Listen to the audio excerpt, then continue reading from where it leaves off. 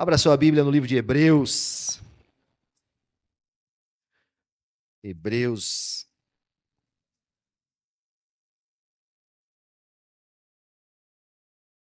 Capítulo 5, verso 11. Você tem aí no seu folheto litúrgico. Hoje nós vamos entrar numa parte do livro de Hebreus, aonde nós encontramos uma polêmica, textos difíceis, mas necessário. Como nós temos uma porção de texto um pouco maior hoje, eu vou fazer a leitura do texto em duas partes, para nos ajudar e guardarmos aí a nossa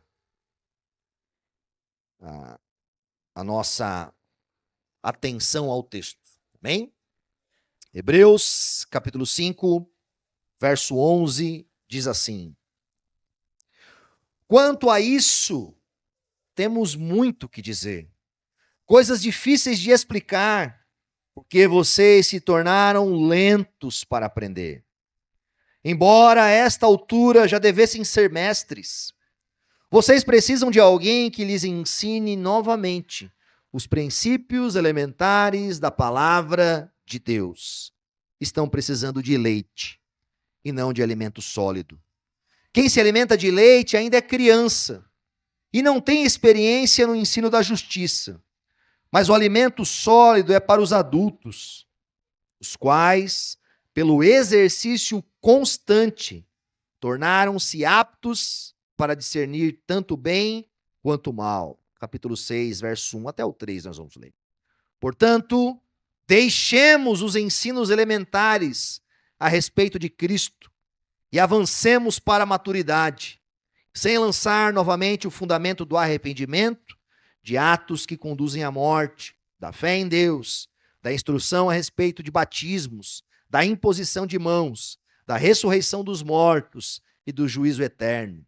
Assim faremos, se Deus o permitir. Vamos orar mais uma vez.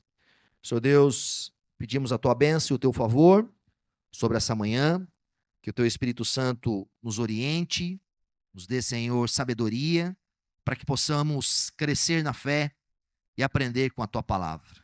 Ajuda-nos, Senhor, a sermos homens e mulheres maduros, que além de leite, consomem alimento sólido, têm discernimento e não negligenciam a fé. Esse, Senhor, é a nossa oração e o nosso pedido, no nome santo de Jesus. Amém e amém. Rapidinho, contexto. Nós estamos trabalhando o texto de Hebreus, já faz aí alguns meses. E como é importante a gente estar estudando uma carta integralmente. Porque quando nós chegamos em versículos como esse, nos ajuda a termos uma interpretação e uma compreensão do que está por detrás, quais eram os ouvintes, o que estava acontecendo nesse cenário, para que o escritor fizesse, por exemplo, uma advertência, uma exortação, uma admoestação como essa a esse povo. Essa carta foi escrita durante o século, os anos 55 a 65 depois de Cristo, no primeiro século, onde o cristianismo já havia avançado, mas surgia no horizonte perseguições dos romanos e dos judeus, que grande maioria eram compatriotas de alguns desses irmãos. E muitos irmãos estavam abandonando a fé, estavam retrocedendo, com medo da morte, com medo de prejuízo financeiro, por circunstâncias adversas na vida, eles estavam retrocedendo a fé. E grande parte da epístola dos Hebreus é uma exortação e advertência para que eles não fizessem isso. Então o autor vai pegar vários símbolos, vários personagens e várias instituições da religião judaica e vai mostrar como aquilo eram apenas sombras daquilo que viria, mostrando Jesus Cristo como maior que os profetas, maior do que a lei, maior do que Moisés, maior do que Josué, maior do que o sábado, maior do que o sumo sacerdote, maior do que tudo e todos. Jesus é maior. E aqui é como se ele fizesse uma pausa. Quanto a isso, temos muito o que dizer. Quanto a isso o quê? Os versos anteriores, que nós conversamos na semana passada, ele estava falando de Jesus como o grande sumo sacerdote da ordem de Melquisedeque. Ele tem coisas a dizer sobre isso ainda. Mas parece que aquele ensino era muito profundo para aquele momento deles. Ele vai falar mais à frente sobre Jesus, o sacerdote da ordem de Melquisedeque. Mas ele faz uma pausa. Ele faz uma pausa para advertir aquele povo, porque aparentemente no meio da congregação, da vida deles, eles não avançavam. Eles não amadureciam. Eles tinham dificuldade de receber algum tipo de alimento.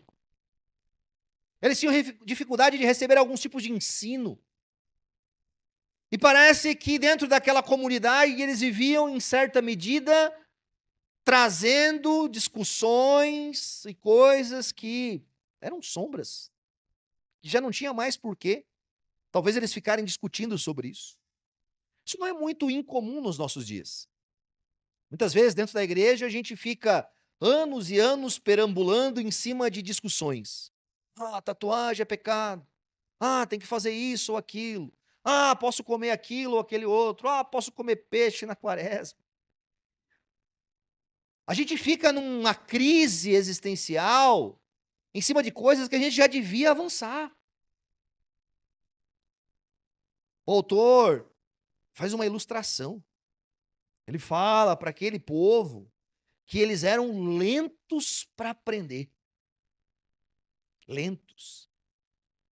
Quando a gente adentra aqui a esta palavra que o autor está usando, ela pode ser traduzida até mesmo como preguiçosos a aprender. Sabe, como eles tivessem um caminho para percorrer, eles deveriam ter um exercício constante, mais à frente ele vai dizer, mas aquilo para eles era dificultoso. Era demorado. Mexer com algumas coisas ia dar trabalho. Então vamos ficar aqui tomando leite pro resto da vida, ao invés de nos alimentar com alimento sólido. Um ponto para nós, de uma aplicação já logo no início aqui do sermão. Meus amigos, meus irmãos, irmãs, a Bíblia contém coisas difíceis de aprender. O texto está dizendo para nós coisas difíceis de explicar. Às vezes o pastor vai pregar sobre temas difíceis mesmo. Vai trazer contextos, doutrina, teologia, circunstâncias que a gente olha e fala, cara, eu nunca ouvi isso na minha vida. Não sei de onde veio, para onde foi, quem criou. Isso faz parte.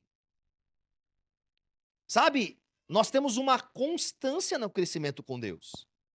Irmão, assim como você tem uma constância no teu crescimento profissional, assim como você tem uma constância no teu crescimento conjugal, assim como você tem uma constância no teu desenvolvimento pessoal em áreas da vida, dificilmente você conversa com uma pessoa e fala, não, eu parei de querer aprender qualquer coisa nesse mundo. Eu quero viver agora só do que eu aprendi até ontem.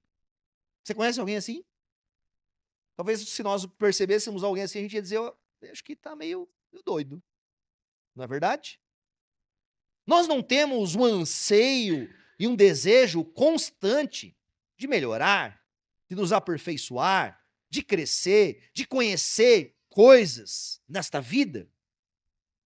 Uma pergunta proposital para você. De onde que tu acha que vem esse anseio no seu coração? Será que Deus colocou esse anseio no nosso coração de conhecer coisas apenas para que você possa conhecer mais da natureza? Conhecer mais dos elementos da física, da química, conhecer mais do TI, da informação, da contabilidade, da logística, da administração, da música. Será que Deus colocou esse anseio incansável dentro de nós apenas para gastarmos com comida e bebida porque amanhã morreremos? Lógico que não. Há em nós um anseio pelo eterno, e esse anseio pelo eterno não se desgasta. Não termina, não tem fim. Mas o homem e a mulher infantil fica gastando a sua vida inteira no leite. O leite não é ruim. O leite não é ruim. O leite é bom, o autor não está dizendo que o leite é ruim. As coisas fundamentais da fé são necessárias, são boas. Mas não seria estranho, por exemplo, se uma criança de 15 anos, que já nem é mais para ser uma criança, chegasse hoje aqui no culto com a sua mamadeira em mãos, tomando o seu achocolatado na mamadeira? Não seria estranho isso? Mas por vezes nós não achamos estranho muitos de nós viverem perpetuamente nesse ensino. Crianças que não crescem, reproduzem problemas. Eu tenho 2 filhos e, como pai, você vai no pediatra, né, acompanha lá o crescimento da criança, você tem o desenvolvimento, 6 meses, até 6 meses, leite materno, depois é introduzido papinhas e alguns elementos, e você consegue perceber naturalmente o desenvolvimento daquela criança. Na medida que há um exercício constante de mastigar, de se movimentar, de conhecer outras coisas, de se conectar com uma série de outros alimentos que produzem nela o crescimento. O autor está chamando a atenção deles. Muitos já deveriam ser mestres. 15, 20, 30 anos.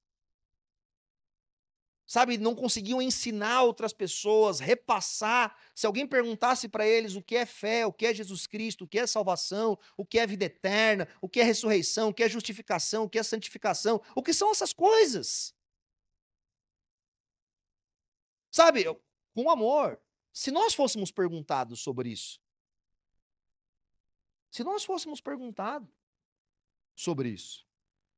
que são os elementos básicos da fé, como nós responderíamos?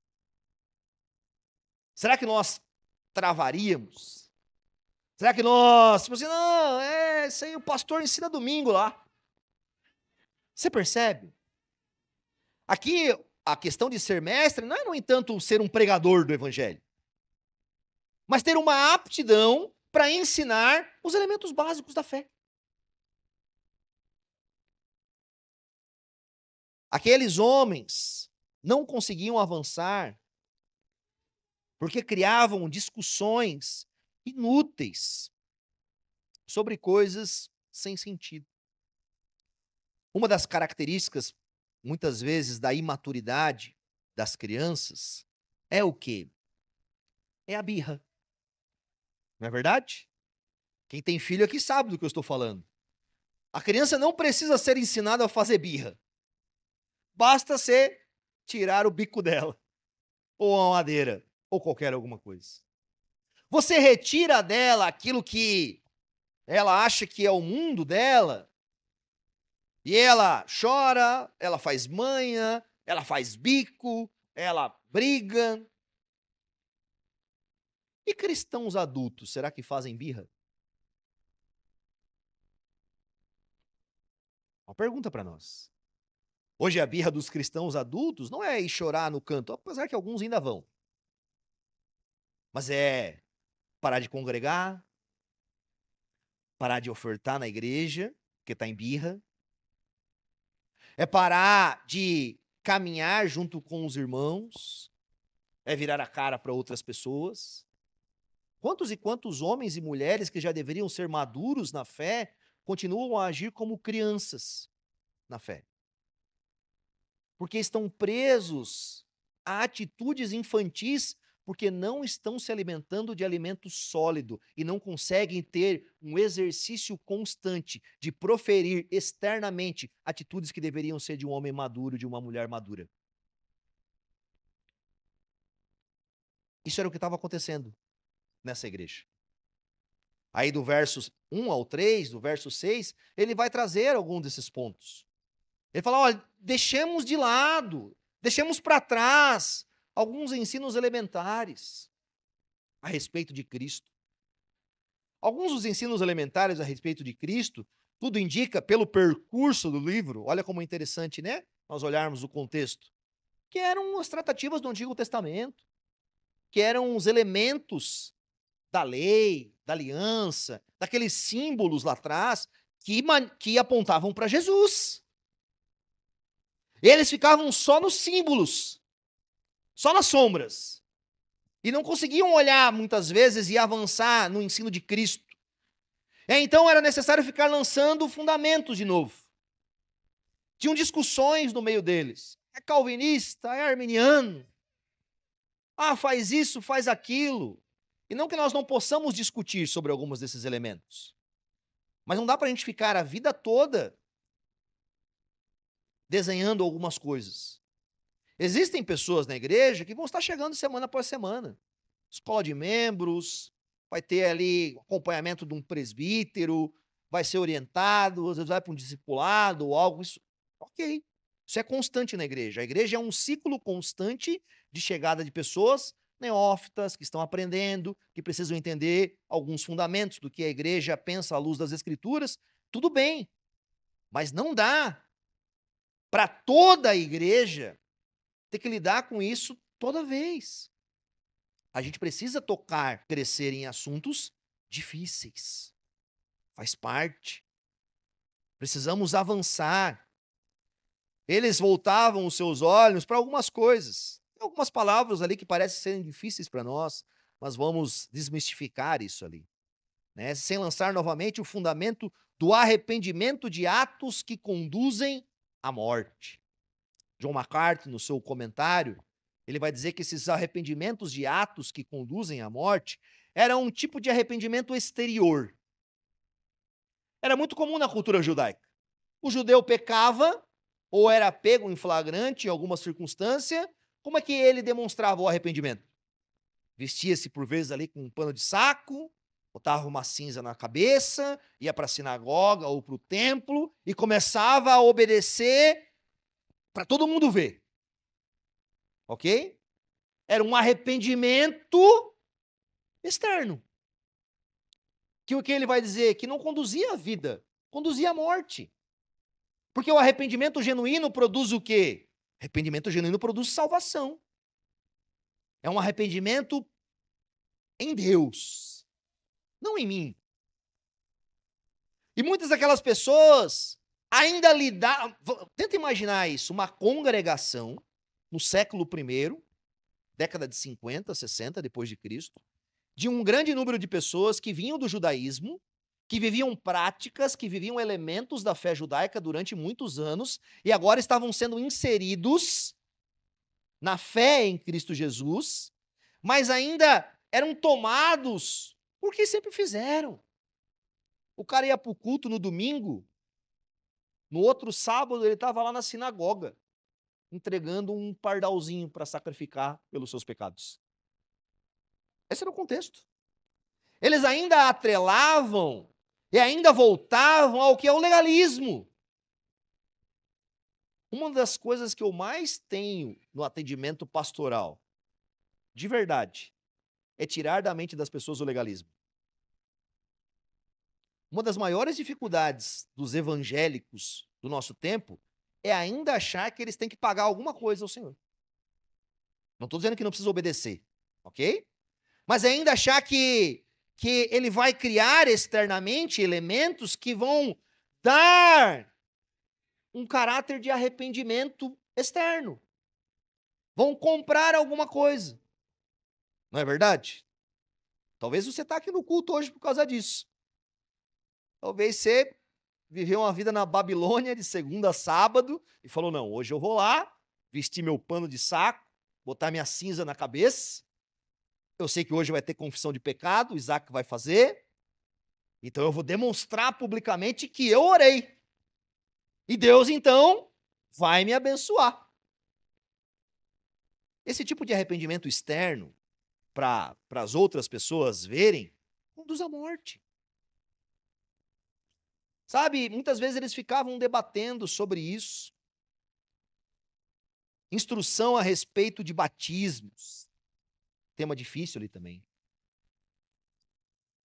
John Piper, quando vai orientar esse texto e explicar, ele vai trabalhar a questão da purificação que era constante na religião judaica. Em vários momentos da liturgia e da religião judaica, eles faziam purificações, lavagens. Chegava no templo, tinha lá uma bacia lá fora, lavava as mãos, lavava isso. O sacerdote ia fazer alguma coisa, lavava as roupas, fazia isso. Ia alimentar-se, fazia isso, fazia isso. Esses batismos que o texto está dizendo aqui para nós, não é o batismo em Cristo. Ele está fazendo um jogo de palavras, um paralelo. Está dizendo para eles, olha, e aqui também era uma coisa exterior. Era um tipo de coisa que era para as pessoas verem. Lembra, Jesus está com seus discípulos andando e eles vão comer em certo lugar e os fariseus cobram Jesus, falam, olha, por que seus discípulos não se purificam? Não lavam as mãos como os outros? Não fazem externamente aquele ritual para todo mundo ver ali? Vocês estão impuros. Aí Jesus vai dizer, irmãos, não é o que entra no corpo do homem que o torna impuro, é o que sai. É o que sai. Lembra na última ceia, Jesus com Pedro, Jesus vai lavar os pés de Pedro, Pedro fala para ele, não, jamais. Né? Aí Jesus fala, ó, se eu não lavar teus pés, você não tem parte comigo. Então Pedro, então me lava inteiro. Aí Jesus fala para ele, quem já se banhou, já foi lavado, purificado, não precisa fazer isso novamente. Aqueles ritos eram uma reconstrução de um desejo externo de serem constantemente purificados. Mas em Cristo, na morte e no sacrifício expiatório de Cristo na cruz, pela fé, nós somos purificados. Então, reproduzir essa estética mística não era necessário. Dentro do nosso contexto, não é muito diferente. Existem algumas, não vou nem falar a igreja, mas seitas, que cada vez que o cara sai e volta, batiza o cara de novo. Ah, saiu, voltou, batiza de novo, batiza de novo. Então tem os rituais externos, por vezes, que precisam ser feitos para supostamente demonstrar uma purificação. Se nós somos lavados realmente pelo sangue do Cordeiro, meu irmão, você foi lavado por um tipo de purificação que não pode mais ser ser prejudicado. Não há mais condenação para aqueles que estão em Cristo Jesus. Você foi purificado. Foi uma obra realizada por completa. Não voltemos a essas coisas. A imposição de mãos. Falei um pouquinho antes que eles ainda continuavam, por vezes, fazendo os sacrifícios. Eles iam lá, no templo, tinha o pátio externo, onde a pessoa chegava, então, com um animalzinho, conforme o seu pecado bíblico, descrito em Levíticos, seja lá um cordeiro, seja um pardal, seja uma oferta de farinha, alguma coisa. Então ele levava diante do sacerdote a sua oferta. Aí, enquanto o sacerdote ia ali sacrificar o animalzinho, a pessoa impunha as mãos sobre o animal, na simbologia de que os seus pecados estavam sendo transferidos para aquele animal. Esse tipo de imposição de mãos, que era da lei levítica, havia se encerrado, pois já havia vindo o perfeito Cordeiro de Deus sacrificado. Ele que abriu os braços em nosso favor. Ele que se colocou diante de Deus para substituir de uma vez por todas o meu e o seu pecado. O meu e o seu pecado. E eles viviam nessas discussões pragmáticas sobre coisas que já haviam sido encerradas em Cristo. E muitos desses homens encontravam nessa simbologia os meios para terem uma suposta fé, mas também uma suposta aceitação na comunidade. E aqui uma aplicação para nós também. Meus irmãos, você não precisa provar nada a ninguém. Você não precisa provar. Sabe, se você vem servir no culto, ou fazer alguma oferta, ou demonstrar seu sacrifício externo para provar às pessoas e para ser aceito pelas pessoas, você vai se desgastar, isso vai tomar a tua vida. Isso vai tomar a tua vida. Por quê? Porque você vai se frustrar, porque você não vai receber das pessoas aquilo que você só recebe em Jesus. Você vai criar uma expectativa irreal sobre falsos sumos sacerdotes, como Cristo. Pastor não é esse sumo sacerdote como Jesus, não é. Os presbíteros não são, os diáconos não são, a galera da igreja não é. Então a gente acaba realizando certos rituais externos na nossa liturgia, para quê? Para ser bem visto. Para que as pessoas comprem a nossa ideia. Isso vai te cansar. E você vai ter que ficar fazendo isso constantemente. Constantemente. Constantemente. Um ciclo insano. Esses homens viviam esse ciclo insano. E o autor de Hebreus fala, olha, eu não quero mais discutir sobre isso. Vamos lá. O problema é que muitos não ficavam só nisso. Muitos acabavam voltando totalmente para a fé judaica. Voltando totalmente para uma falsa religião. Pois a verdadeira religião já havia agora sido revelada perfeitamente em Cristo Jesus. O judaísmo, apenas como uma religião da antiga aliança, quando não reconhece Jesus como Messias, é falso. Por mais que nós possamos gostar e admirar e aprender, mas sem o verbo que se fez carne, sem aquele que é verdadeiro, é falso. E muitos estavam retornando a isso. Verso 4. Vamos ler agora até o verso 12.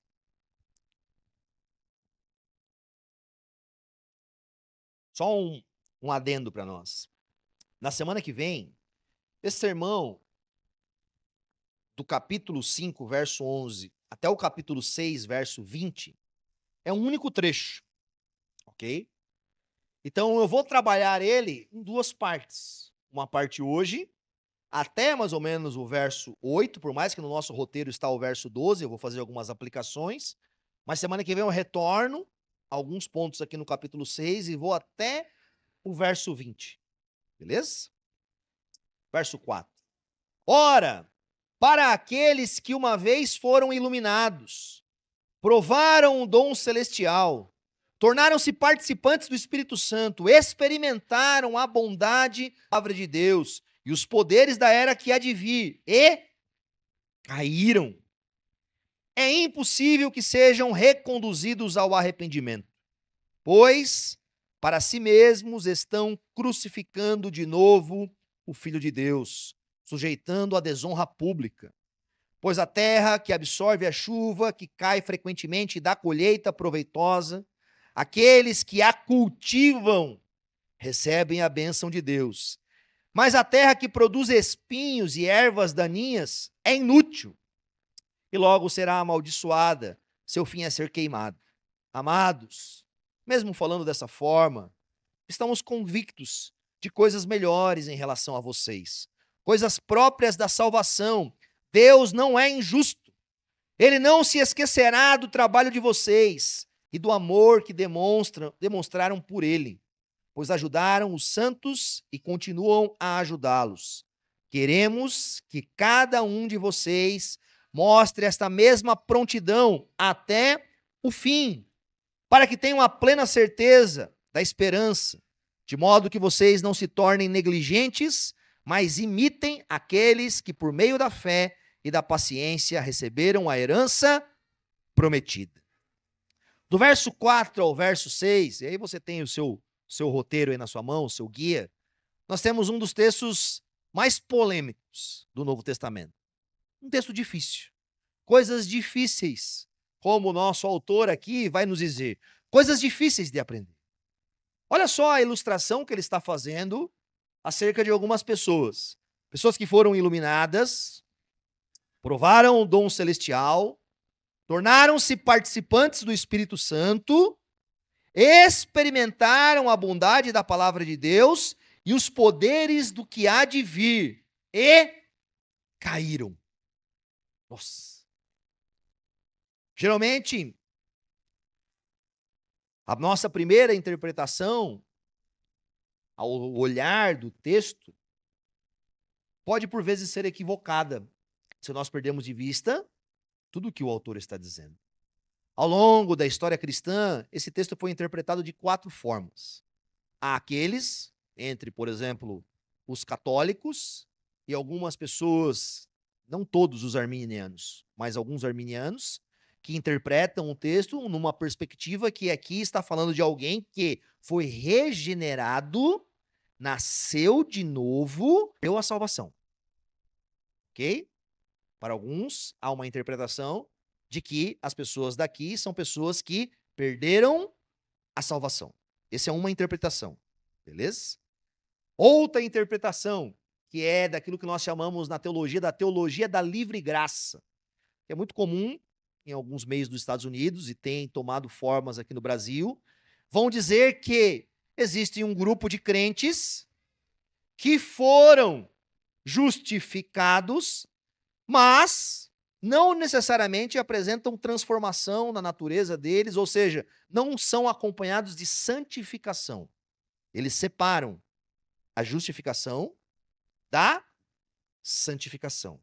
São os crentes tipo bebê reborn. Parece que é, mas não é. Você entendeu? Parece que é, mas não é. São pessoas que não apresentam frutos na sua vida. Não apresentam mudança de natureza na sua vida. E é aquele tipo de linguagem, Deus aceita todos, do jeito que for, da forma que for, continua aqui, está todo mundo sendo amado e está todo mundo indo de mão dada para o inferno, no fim das contas.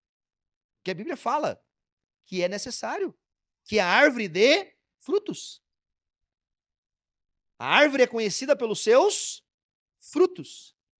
A santificação, ela é sim um elemento de um diagnóstico, de demonstração, se aquela pessoa tem uma fé genuína ou não. Portanto, a gente não pode separar, dizer que existem crentes que foram justificados, mas que não apresentam santificação e mesmo assim são cristãos. Isso é um problema dentro da teologia. Eu, então, já estou argumentando que não creio nessa hipótese. Alguns autores no passado interpretaram esse texto como algo hipotético, como se o autor de Hebreus estivesse narrando uma situação hipotética, mas impossível de acontecer. Porque vai dizer, é impossível que isso aconteça. Eu também não acredito nesse sentido. Acredito que o autor está vendo pessoas que aparentaram coisas profundas e abandonaram a fé. E a pergunta para nós é, pastor, como uma pessoa foi iluminada, provou o dom celestial, tornou-se participante do Espírito Santo, experimentou a bondade da palavra de Deus, os poderes que há de vir, e ela não é um crente, que é a perspectiva a qual eu acredito seja correta. Eu quero fazer alguns apontamentos diante disso. O livro de Hebreus está em todo o seu contexto, fazendo aplicações e demonstrações com o povo de Israel. A gente já falou sobre isso aqui várias vezes, ok? A gente não pode perder isso de vista.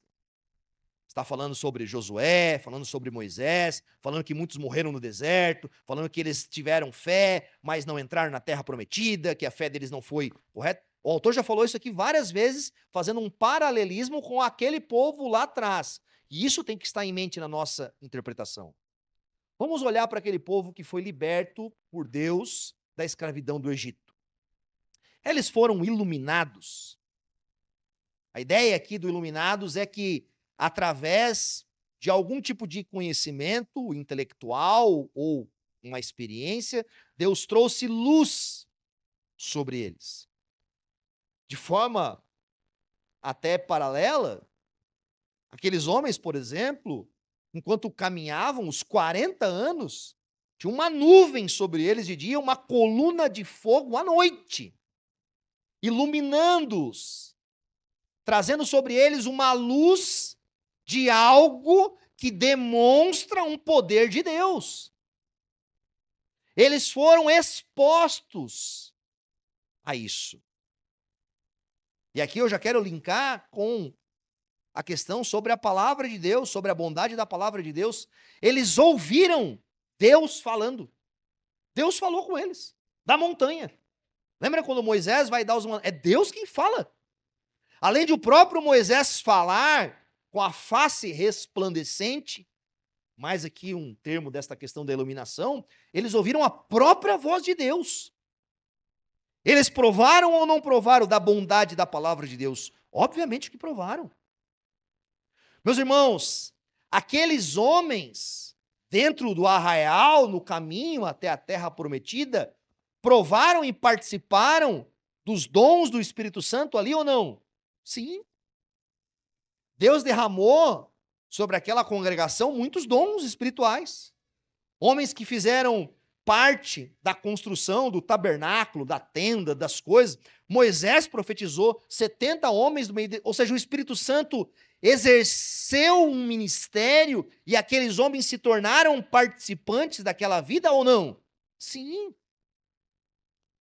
Ouviram sobre as coisas que há de vir, sobre os poderes de Deus, experimentaram sinais e milagres magníficos que talvez eu e você nunca vamos ver. Eles viram um mar abrir. A gente, como agora já me considero quase mineiro, né? A gente nem sabe onde está o mar. A gente aponta para lá, para cá. Eles viram maná cair do céu todo dia 40 anos. Você tem ideia disso? Eles viram a água sair da rocha. Lá de casa sai da torneira. Eles viram coisas extraordinárias. Isso quer dizer que todos eles que participaram disso chegaram a Canaã? Grande maioria morreu no caminho.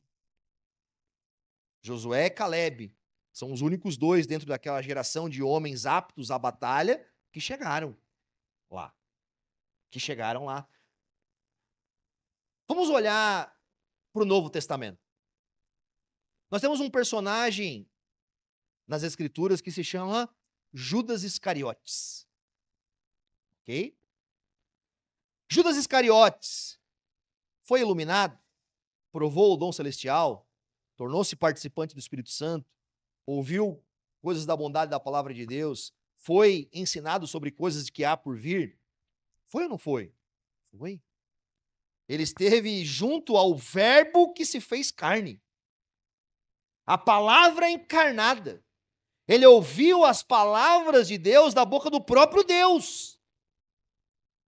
Ele foi enviado em missão junto com os outros discípulos e realizaram sinais e maravilhas. Curaram. Eles expulsaram demônios. Eles ficaram perplexos quando voltaram a Jesus. Até os espíritos imundos nos obedecem. Mas espera lá. Isso é uma característica de conversão? Jesus mesmo fala, olha, muitos naqueles dias fizeram milagres em meu nome, profetizaram, fizeram isso. Jesus falou, eu nunca os conheci. Nunca os conheci. Aliás, o nosso inimigo da alma, Satanás, é tão bom em fazer milagres também. Sabe imitar muito bem. Sabe fazer muitas coisas diante disso. Judas foi um crente genuíno do Senhor? Não foi. Terceiro exemplo.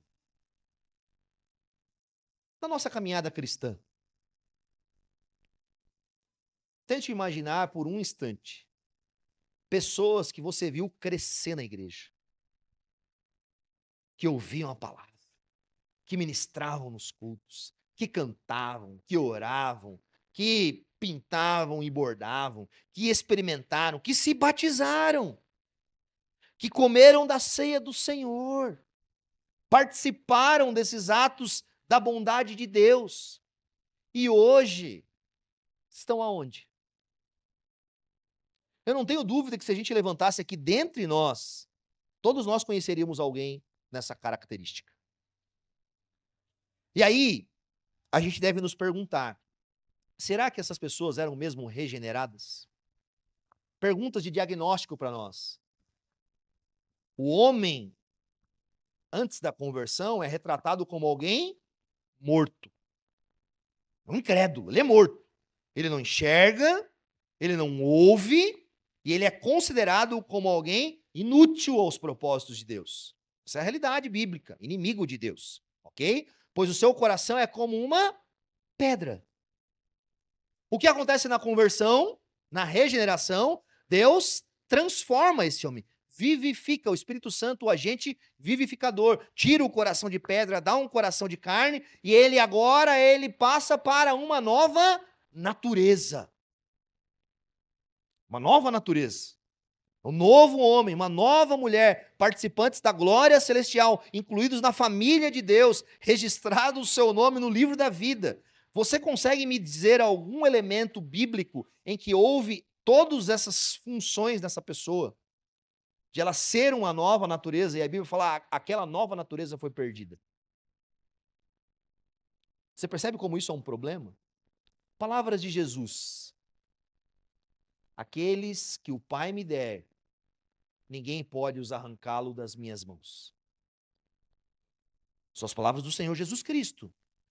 Jesus está dizendo que aqueles que o Pai deu a ele, de modo nenhum eu lançarei fora. Eu sempre faço essa pergunta na escola de membros. Pode Jesus falhar com Deus? Não é em relação a você, ok? Você não é tão bom assim. Mas vamos lá, Jesus fez uma promessa ao Pai. E disse, aqueles que o Pai deu a ele, ele não perderia. Jesus pode falhar com o Pai? Portanto, a nossa promessa não está no nosso esforço humano, no nosso mérito humano. Contexto daqui. O que esses homens faziam quando abandonavam o cristianismo?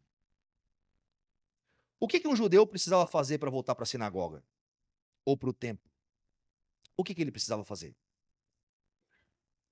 O que ele precisava fazer depois de ele ter sido batizado em Jesus Cristo, se identificado publicamente com a fé cristã, mas agora estava abandonando a fé cristã e estava retrocedendo à religião judaica? Ele precisava passar por uma purificação, ele precisava fazer uma oferta diante disso, e ele precisava publicamente agora dizer que Jesus, o Nazareno, era um blasfemo e mentiroso. Você entende o problema que a gente tem aqui? Aqueles homens que retrocediam, que abandonavam a fé, não era só porque eles achavam legal fazer outras coisas. Não, não. Eles estavam, evidentemente, declarando-se contrário a Jesus Cristo. Cristo não, porque o Cristo para eles era o Messias. Eles não identificavam Jesus como Cristo. Chamavam de Jesus o Nazareno, anátema. Eles blasfemavam contra Jesus. A pergunta é, pode uma pessoa que blasfema contra o próprio Cristo, dizendo que ele não é o Senhor, que ele é um maldito, pode esse homem ser restaurado diante disso? Você percebe o problema que nós temos aqui? 1 João 2,19 vai dizer que eles saíram do nosso meio, e isso evidencia que eles nunca eram dos nossos. Quando esses homens retrocediam a fé e abandonavam o Senhor, eles, como o texto vai dizer, eles estavam para si mesmo, estão crucificando de novo o Filho de Deus.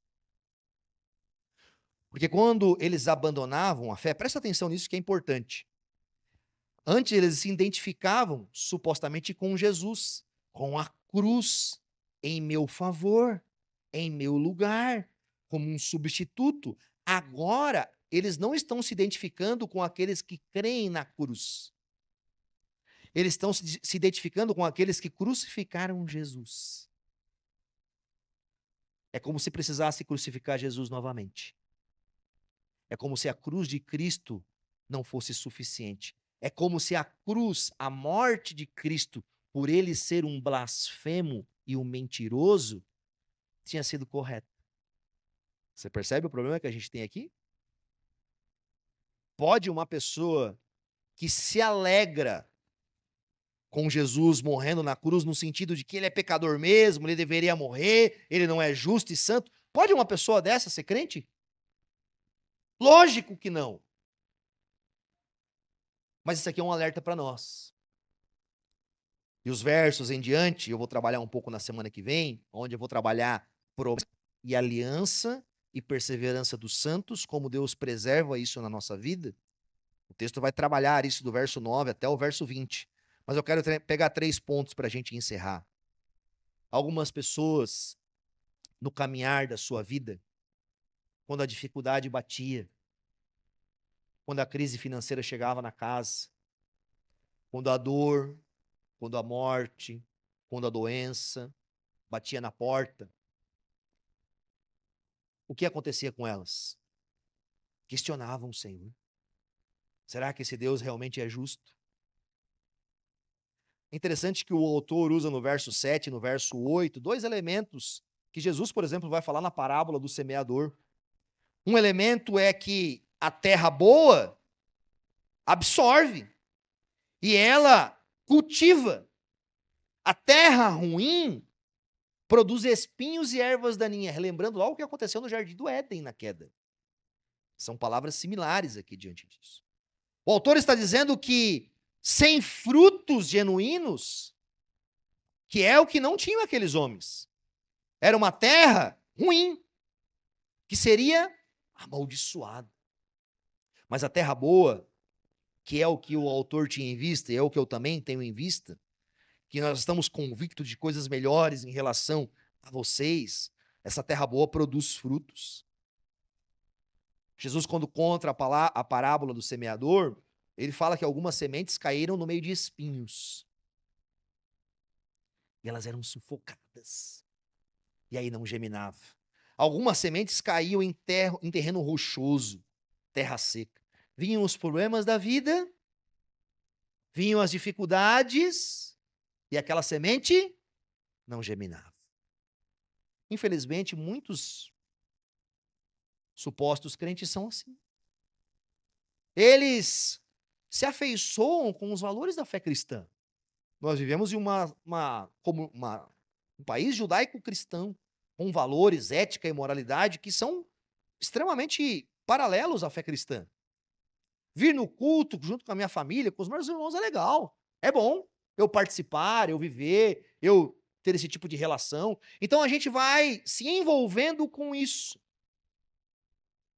Mas algumas pessoas, no decorrer da vida, pelas lutas, acham que Jesus é injusto, ou Deus é injusto. E aí o autor lembra para nós, Deus não é injusto. Ele não se esquecerá do trabalho de vocês. Vamos pensar nesses irmãos aqui. A Bíblia fala em Atos que muitos venderam suas propriedades e bens e distribuíam a cada um conforme a sua necessidade. As pessoas recebiam os irmãos em sua casa. Quando a gente lê a história dos mártires, eles curavam os feridos, eles pegavam os leprosos, eles abraçavam aqueles irmãos, o pobre, a viúva, o presidiário, coisas que nós precisamos fazer hoje. E aí, de repente, eles fizeram tantas coisas, mas eu não prosperei. A doença bateu na minha casa, o meu filho adoeceu, a minha esposa morreu, o meu marido me largou. Deus é injusto. Qual que era a mentalidade equivocada deles? Eles tinham a expectativa de que Deus deveria cumprir as promessas e as bênçãos sobre eles, todos naquela vida, naquele tempo, naquela hora. É o erro da teologia da prosperidade, né? Qual que é o grande erro da teologia da prosperidade? Ele pega as bênçãos de Deus, paz, saúde, justiça, alegria, que são prometidas para Nova Jerusalém e quer aplicar para hoje. Você crê em Deus, você não vai ficar doente. Você crê em Deus, você não vai faltar dinheiro na sua casa. Você crê em Deus, a colheita vai lhe dar em fartura. Meu irmão, a aplicação da promessa está no tempo errado. Está no tempo errado. Eu não posso prometer isso para vocês. Sabe por quê? Porque amanhã pode estourar uma guerra aqui no nosso país. Pode ter mais uma pandemia. Pode ter circunstâncias totalmente incoerentes à nossa existência. E você vai chegar para mim amanhã e falar: pastor, tu me prometeu. Tu prometeu que Deus ia me fazer prosperar. E Deus não está me fazendo prosperar. Isso é um falso ensino. Traz prejuízos gigantescos à comunidade. Traz muito prejuízo. Porque você vai mentalizar que Deus é injusto. Deus não é. Deus promete que tudo aquilo que nós fazermos com o coração sincero, mesmo que ninguém veja, mesmo que ninguém saiba, Ele vai retribuir. E o desejo do autor do verso 11 para aquele povo é que eles tenham uma prontidão até o fim. Isso a gente vai falar um pouco semana que vem. Mas a nossa fé deve ser demonstrada até o fim. E de que forma ele orienta isso? Não sendo negligente. Lembra lá atrás, nos começos do verso? O que eles estavam sendo? Negligentes quanto ao ensino. Eles estavam negligenciando o alimento sólido. E agora ele vai dizer: não sejam negligentes. E como ele orienta nós a isso? Aprendam, lembrem-se, imitem aqueles que por meio da fé, da paciência, receberam a herança prometida. Olhem para trás, para as histórias do passado, para os contos que talvez eles levavam em mente dos patriarcas, isso, aquilo, não apenas para olhar e ficar naquela ideia. Olhe por que eles fizeram isso. Imitem a fé deles, porque eles esperavam por uma esperança ainda maior. E só em Cristo a gente pode imitar a fé dos homens do passado. Porque aqueles homens morreram com a esperança de que em Cristo eles viveriam. E essa é a nossa esperança.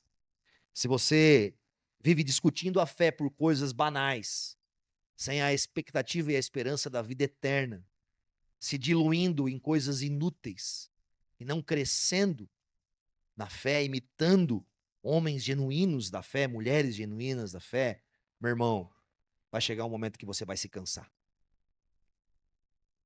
Mas aqueles que imitam a fé, que preservaram até o fim, continuam até o fim. Porque sabem que esperança que se vê não é esperança. Nós estamos a caminho, mas ainda não chegamos lá. Feche teus olhos no seu lugar. Senhor Jesus, abençoa teu povo. Alimenta-os com alimento sólido. Arranca do coração dos homens preguiçosos e mulheres preguiçosas a negligência. Ajuda o Senhor a preservarem a fé com amor, com perseverança. Ajuda o Senhor e livra-os de abandonarem ao Senhor. Ajuda-os a preservar a fé até o fim, na expectativa e a esperança de que lá, nos encontraremos com o Rei da Glória. Seremos de uma vez por todas transformados. Não teremos mais sobre nós nenhuma dor, tristeza. Seremos cobertos pela glória do Deus eterno, aonde todo o nosso ser será saciado para sempre. No nome santo de Jesus. Amém e amém. Deus abençoe.